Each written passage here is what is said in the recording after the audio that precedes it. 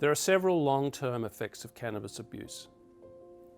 The first, and arguably the most concerning, is that young people, adolescents who smoke cannabis on a regular basis have a much higher risk of developing a severe mental illness such as schizophrenia. And this association is increasingly recognised over the last 10 to 20 years. And it is due to the fact that cannabis today is much stronger than it used to be.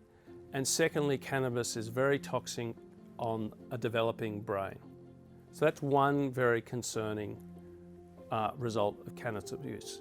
The second is probably those people who severely abuse cannabis have a greater likelihood of going on and using other more severe drugs such as amphetamines, opiates, and stimulants. So cannabis is probably a pathway drug to other drugs of addiction. Thirdly, chronic cannabis users will develop what's called an amotivational syndrome. So the more they smoke dope, the more they start to lose their drive, lose their energy, lose their desire to conduct themselves in a normal fashion. Fourthly, chronic cannabis abuse has its impacts on relationships, be it family, interpersonal relationships such as girlfriends or boyfriends.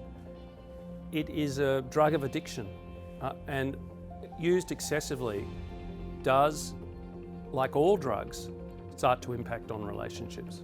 And then finally, chronic cannabis use does actually contribute to increased risk of low mood and depression.